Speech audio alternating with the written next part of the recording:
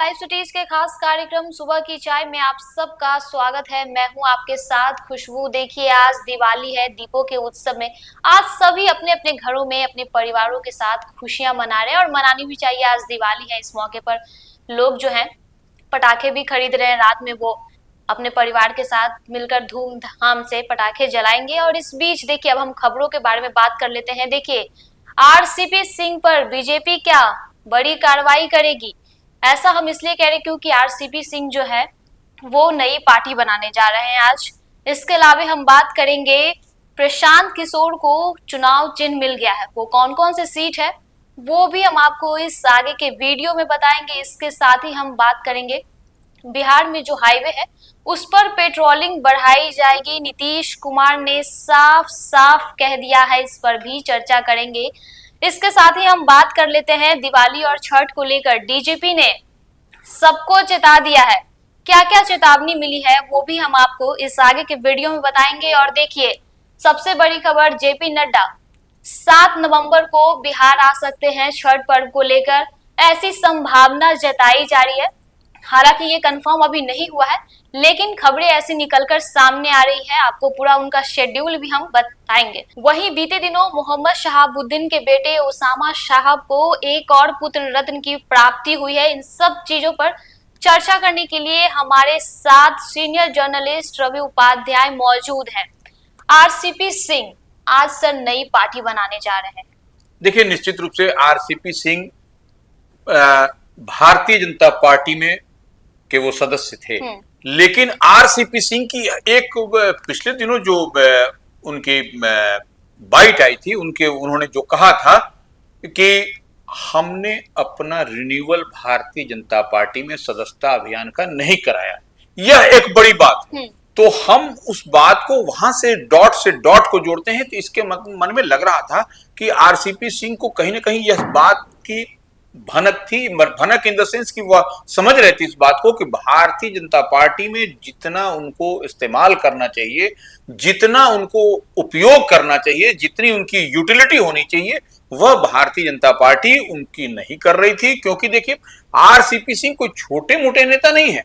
RCP Singh पूर्व केंद्रीय मंत्री रहे, नरेंद्र मोदी के दूसरे कार्यकाल में वह केंद्र में मंत्री थे, जदयू कोटे से ही मंत्री थे, और वो जदयू के राष्ट्रीय अध्यक्ष थे, जदयू के राष्ट्रीय महामंत्री संगठन थे। तो इस लिहाज से उनको संगठन की अच्छी पकड़ है, अच्छी जानकारी है कि संगठन को कहां कहां, और एटलीस्ट बिहार में। और देखिए, ब्यूरोक्रेट्स भी रहे हैं, सबसे बड़ी बात है, ब्यूरोक्रेट्स, और नीतीश कुमार के साथ में लंबे समय तक उन्होंने काम किया है।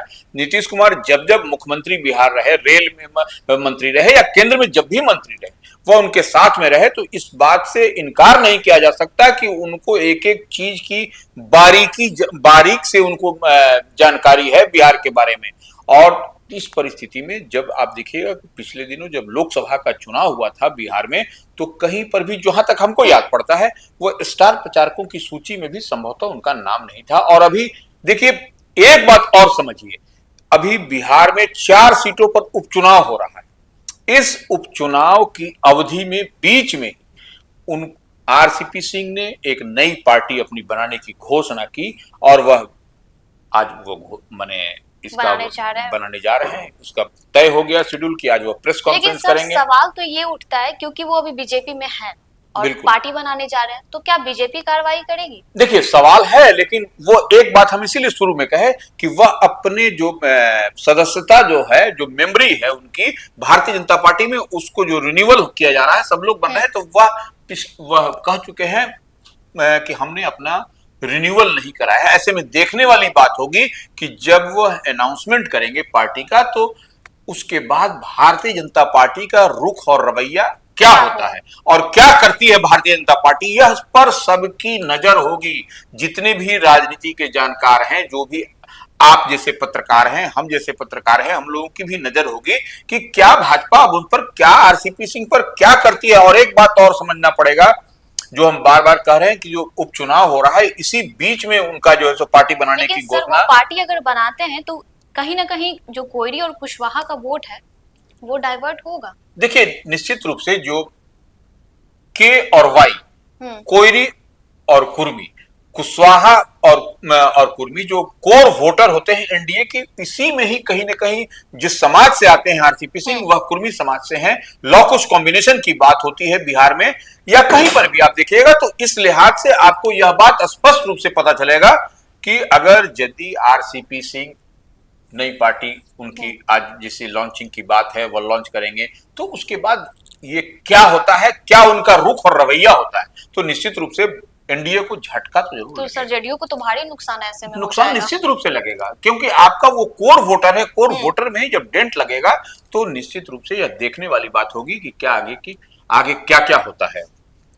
तो चलिए सर अब आगे बात कर लेते हैं। प्रशांत किशोर को सर चुनाव सिंबल मिल गया है। देखिए निश्चित रूप से जनसुराज, प्रशांत किशोर जिस जनसुराज के संस्थापक हैं, पहले उनकी पहचान थी एक बेहतर देश में चुनावी रणनीतिकार के रूप में। आप देखिए पिछले 2-3 साल से बिहार में जो पदयात्रा कर रहे हैं, तो वह अपनी पार्टी उन्होंने लॉन्च कर दी है जनसुराज। और इस बार जो 4 सीटों पर उपचुनाव हो रहा है, बेलागंज, रामगढ़, तरारी और इमामगंज, उसमें 2 सीटों पर अभी उनको जो है सो चुनाव चिन्ह आवंटन हुआ है, बेलागंज और इमामगंज।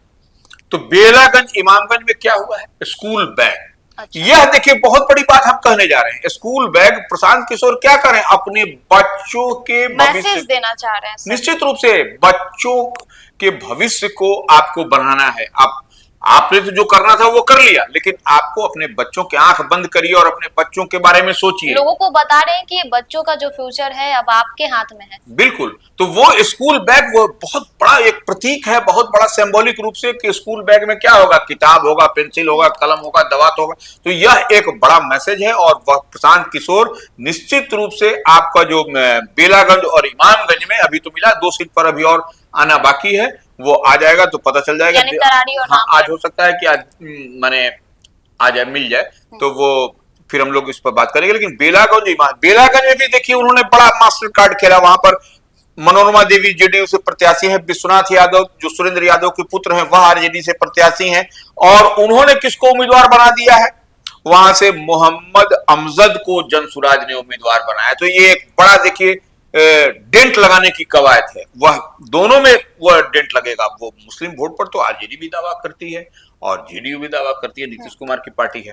तो वहां पर देखिए वो एक बड़ा कार्ड खेला है वहां बेलागंज में, तो यह देखने वाली बात 1 नंबर। इमामगंज में देखिए दीपा मांझी है, जीतन मांझी की बहू है, संतोष सुमन जो मंत्री है नीतीश कैबिनेट में, उनकी पत्नी है वहां पर। और वहां पर भी देखिए वहां पर किसको बनाया है जनसुराज ने उम्मीदवार, जितेंद्र पासवान को। वह चिकित्सक है, ग्रामीण चिकित्सक है और वो बच्चों के डॉक्टर हैं। तो इस लिहाज से वह भी उनकी पैठ हर गांव, हर टोला, हर प्रखंड में उनकी अच्छी पकड़ है, अच्छी धमक है। तो इस लिहाज से वहां पर भी देखिए, तो यह निश्चित रूप से इस बार का जो 4 उपचुनाव हो रहे हैं उसमें जनसुराज ने बड़ा एक मास्टर कार्ड खेला है, और उनको चुनाव आयोग की ओर से भी अलॉटमेंट हो गया बेलागंज इमामगंज में स्कूल बैग।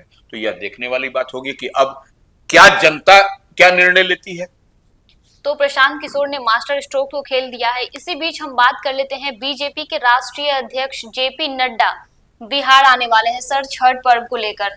देखिए निश्चित रूप से जेपी नड्डा का जो कार्यक्रम अभी तक तो फाइनल नहीं है, लेकिन जो संभावित बातचीत हो रही है, जो भारतीय जनता पार्टी के रिलायबल सोर्स बता रहे हैं कि छठ लोक आस्था का महापर्व छठ के में जो पहला अर्घ होगा, संभवतः उस दिन वह पटना में रहेंगे और उस दिन मुख्यमंत्री नीतीश कुमार के साथ भी वह भी अर्घ देते हुए दिखाई पड़ेंगे।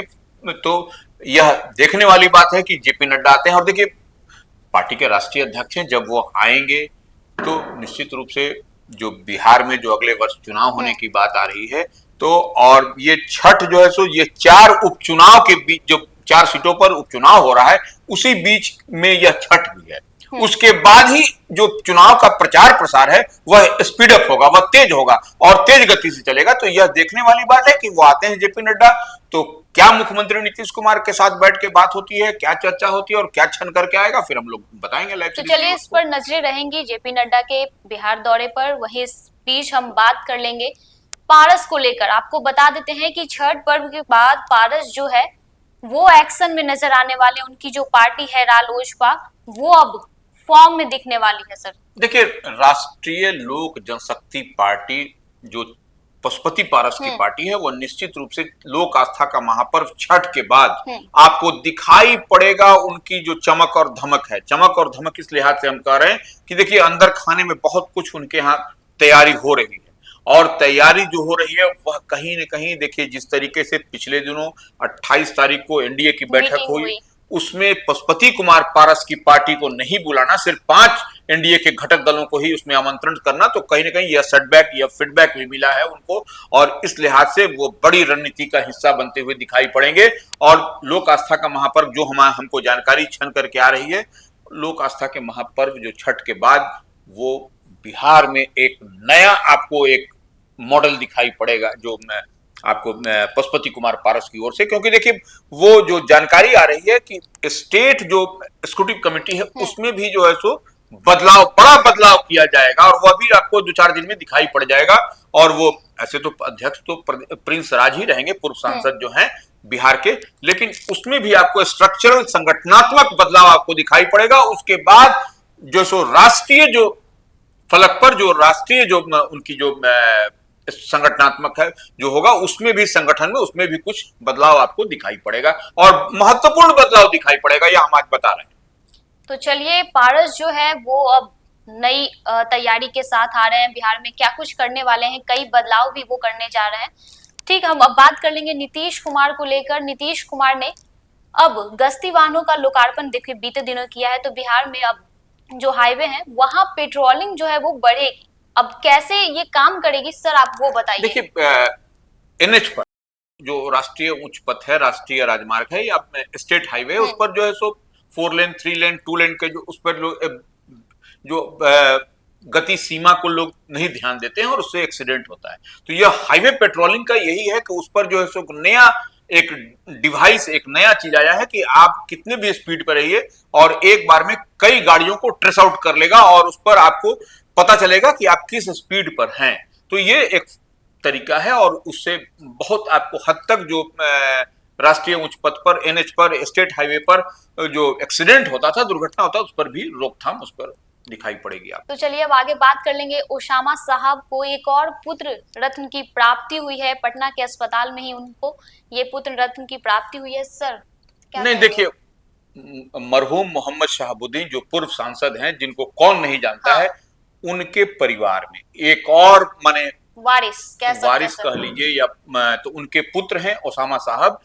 तो ओसामा साहब को एक और पुत्र मिला है। एक और पुत्र कहने का मतलब एक पुत्र पहले से उनको था, और पिछले दिनों पटना के ही एक अस्पताल में, निजी नर्सिंग होम में एक पुत्र की प्राप्ति हुई है। तो उनके यहाँ खुशी का माहौल है। अब किलकारी उनके आंगन में सर गूंजेगी। बिल्कुल बिल्कुल किलकारी गूंजेगी, और ये बड़ी खुशी की बात है कि ओसामा साहब को ये दूसरा पुत्र हुआ है। और कहीं ना कहीं वह जो उनके चाहने वाले हैं, जो उनसे प्यार मोहब्बत करते हैं ओसामा साहब से, हेना साहब से, तो वह निश्चित रूप से एक बड़ा तोहफे के रूप में है। 2 पुत्र हो गया, अब ओसामा साहब को चाहिए क्या है, वो सब कुछ उन लोगों का भरा पूरा परिवार हो गया। और अब जो है सो किलकारी जो आप कह रहे हैं, बहुत बड़ी खुशखबरी, निश्चित रूप से अब ये एक बड़ी खुशखबरी आई है। और माने कहीं ना कहीं एक पूर्व सांसद मोहम्मद शहाबुद्दीन के का एक परिवार में एक और कुनबा, एक बड़ा कुनबा बढ़ा है, इसमें कहीं कोई दो मत नहीं। तो चलिए अब सर देखिए, आज दिवाली है और छठ को लेकर डीजीपी ने बड़ी चेतावनी दी है। देखिए दीपावली है, ज्योति पर्व दीपावली है। आप हुड़दंग मत करिए, आप संयमित रहिए, विस्फोटक बड़े बड़े पटाखा न छोड़िए। जो पुलिस की ओर से गाइडलाइंस दिए गए हैं उसको पालन करिए। और वो रात में कोई सोता हुआ है, भड़ाम से पटाखा छोड़ दिए, क्योंकि वो पेशेंट भी बगल में हो सकता है, कोई कहीं हो सकता है, दिल का दौरा पड़ जाए। तो इस लिहाज से जो बड़े और पटाखे छोड़ने के लिए पुलिस की ओर से ये बंदोबस्त भी किए गए हैं कि अगर यदि ऐसा होगा, और उसकी अवधि भी तय की गई है, और बड़े बड़े धमाकेदार पटाखे छोड़ने पर भी पाबंदी है। तो अगर दिवाली और छठ में आप इस तरीके के हुड़दंग करते हैं तो आपको संभलने की जरूरत है, क्योंकि डीजीपी आलोक राज ने साफ साफ चेतावनी दे दी है। तो अब तक आपने सारी खबरों के बारे में सुना। आरसीपी सिंह जो है वो आज नई पार्टी बनाने जा रहे हैं। वहीं प्रशांत किशोर को बेलागंज और इमामगंज से चुनाव चिन्ह मिल गया है। ये चुनाव चिन्ह जो है वो स्कूल बैग है। वहीं नीतीश कुमार ने बीते दिन जो है वो लोकार्पण किया गश्ती वाहनों का। ऐसे में अब हाईवे पर पेट्रोलिंग जो है वो और बढ़ जाएगी। वही बात कर लेते हैं ओसामा साहब को एक और पुत्र रत्न की प्राप्ति हुई है। ऐसे में उनके लिए बहुत बड़ी खुशखबरी है। इसके साथ ही पारस जो है वो छठ पर्व के बाद एक्शन में दिखने वाले हैं, कई बदलाव भी करने वाले हैं। तो अभी तक आपने हमारे चैनल को सब्सक्राइब नहीं किया है तो सब्सक्राइब कर लीजिए, साथ ही हमारे फेसबुक पेज को भी लाइक कर लीजिए। वीडियो देखने के लिए शुक्रिया।